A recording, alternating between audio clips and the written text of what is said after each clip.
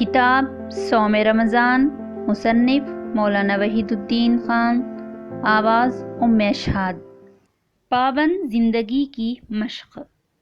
رسول اللہ صلی اللہ علیہ وسلم نے فرمایا کہ روزہ ڈھال ہے، پس جب تم میں سے کسی کا روزے کا دن ہو تو وہ نہ فحش کلامی کرے اور نہ شور کرے، اور اگر کوئی شخص اس کو برا کہے یا اس سے لڑائی کرے تو اس کو چاہیے کہ وہ کہہ دے کہ میں روزے دار ہوں، میں روزے دار ہوں۔ حضرت ابو عبیدہ نے فرمایا کہ میں نے نبی صلی اللہ علیہ وسلم کو یہ کہتے ہوئے سنا کہ روزہ ڈھال ہے جب تک آدمی اس کو نہ توڑ دے۔ روزہ خواہشات پر روک لگانے کی مشق ہے۔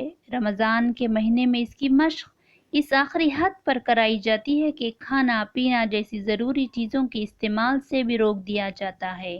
کھانا پینا انسان کے لیے عین جائز ہے، مگر روزے کے دنوں میں اس پر بھی پابندی لگائی جاتی ہے تاکہ دنیا میں پابند زندگی گزارنے کی اہمیت کا شدید احساس پیدا ہو۔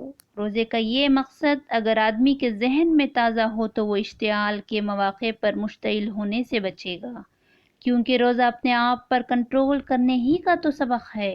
پھر روزہ رکھتے ہوئے وہ اپنے آپ کو کنٹرول سے باہر کیسے لے جا سکتا ہے؟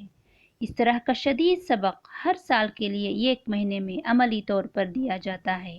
اگر آدمی صحیح شعور اور جذبے کے ساتھ روزہ رکھے تو ایک مہینے کی اس تربیت کا اثر اس کی 12 مہینے کی زندگی تک باقی رہے گا۔ تربیت کے دوران جب اس نے اپنے آپ کو تھاما تھا، جب وہ اشتعال کے باوجود مشتعل نہیں ہوا تھا، تو تربیت کے بعد یقیناً اس کے اوپر اس کے اثرات باقی رہیں گے۔ لوگ اس کو بقیہ مہینوں کے روزے دار پائیں گے جس طرح انہوں نے اس کو رمضان کے مہینے میں روزے دار پایا تھا۔ روزہ بلا شبہ ایک اعلیٰ عبادت ہے اور اس کا بہت ثواب ہے، مگر یہ ثواب حقیقت روزے پر مقرر کیا گیا ہے، نہ کہ محض صورت روزہ پر۔ حدیث میں آیا ہے کہ اللہ نیکیوں کا بدلہ 10 گنے سے لے کر 700 گنے تک دے دیتا ہے، مگر روزہ خاص اللہ کے لیے ہے اور وہی اس کا بے حساب بدلہ دے گا۔ دوسری طرف حدیث میں ہے کہ بہت سے روزے دار ایسے ہیں جن کو اپنے روزے سے بھوک پیاس کے سوا اور کچھ نہیں ملتا۔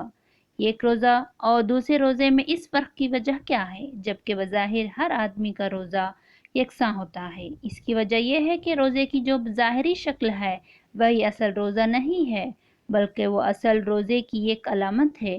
ایک شخص وہ ہے جو علامتی روزے کو اس کی اصل حقیقت کے ساتھ رکھتا ہے، وہ خدا کے یہاں اس کا بہت بڑا اجر پائے گا۔ اس کے برعکس معاملہ اس شخص کا ہے علامتی روزے کا اہتمام کرے اور حقیقی روزے کو چھوڑ دے۔ ایسے آدمی کے روزے کے خدا کے یہاں کوئی قیمت نہیں۔ جو چیز علامتی نوعیت رکھتی ہو اس کی قدر و قیمت کا تعین ہمیشہ اس کی حقیقت کے اعتبار سے ہوتا ہے، نہ کہ محض اس کی ظاہری صورت کے اعتبار سے۔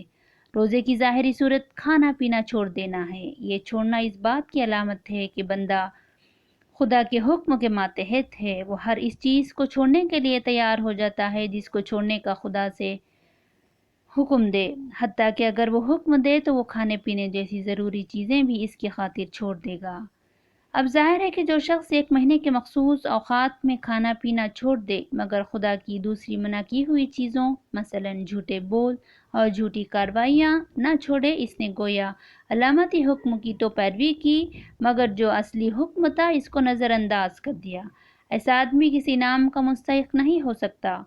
روزے دار دراصل وہ ہے جس کا روزہ اس کی پوری زندگی کا روزہ بن جائے، جو تمام معاملات میں اس کے اوپر خدا کی لگام لگا دے، اس کی زبان بدخواہی کا کلمہ بولنا چھوڑ دے، اس کا ہاتھ ظالمانہ کارروائی کرنے سے رک جائے، اس کے پاؤں بے انصافی کے راستوں میں نہ چلیں۔ حدیث کے الفاظ میں وہ اس گھوڑے کی مانند ہو جائے جو کھونٹے سے باندھا ہوا ہے، اس کی رسی جتنی لمبی ہے بس اسی کے دائرے میں وہ گھومتا رہتا ہے، وہ اس کے باہر نہیں جا سکتا۔ روزہ حقیقتاً برائی کو چھوڑنے کا نام ہے۔ اسی کا روزہ ہے جو اس کے لیے زندگی کے تمام معاملات میں برائی کو چھوڑ دینے کے ہم معنی بن جائے۔